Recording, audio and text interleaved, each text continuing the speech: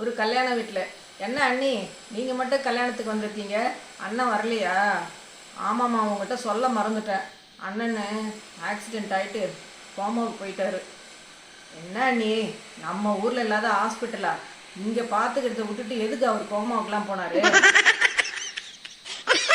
என்னங்க, எங்கள் பொண்ணுக்கு அடுத்த வாரம் கல்யாணம். குடும்பத்தோடு எல்லாரும் வந்துடுங்க. இந்தாங்க பத்திரிக்கை. என்ன சார், பத்திரிக்கை மேலே 1005ன்னு எழுதியிருக்கு. அதுவா, போன வருஷம் உங்கள் பொண்ணு கல்யாணம் ஆச்சுல, அப்போ நாங்கள் மொய் எழுதணும் 1005 ரூபா. அதை உங்களுக்கு ஞாபகப்படுத்துறது தான்.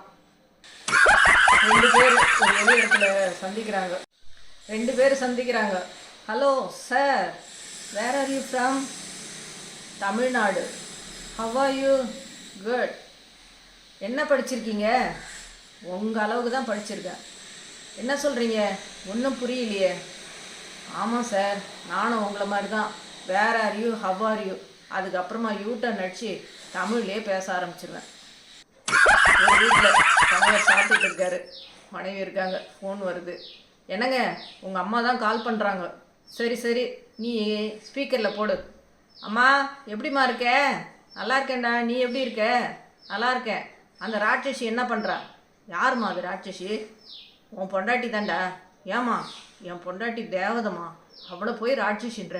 டேய், நேற்று நீ தாண்டா ஃபோன் பண்ணி சொன்ன, அந்த ராட்சசிக்கிட்ட படாத பாடுபடுறம்மா, என்னால் நிம்மதியே இருக்க முடியல, தினம் சண்டை போடுறா அப்படி இப்படின்னு. மா, நான் எப்போம்மா சொன்னேன்? எங்கள் குடும்பத்தில் நீ கலகம் பண்ணுற நீ. டேய், நான் ஒன்றும் கலகம் பண்ணல. வேணா நீ கால் பண்ணதை நான் ரெக்கார்ட் பண்ணி வச்சுருக்கிறேன், இப்போ அனுப்புகிறேன், கேட்டுக்கோ. மா, இப்போ இருக்கிற குழந்தைங்களுக்கு ஞாபக சக்திக்கு பாதாம், ட்ரை ஃப்ரூட்ஸ்லாம் தேவைப்படுது. நம்ம காலத்தில் கன்னத்தில் பல ஆள் 2 அரை, எல்லாம் அம்புட்டும் ஞாபகம் வந்துடும். அட ஆமாம்ல, சிரிச்சிட்டே இருங்க, சந்தோஷமாக இருங்க. மீண்டும் சந்திப்போம். நன்றி, வணக்கம்.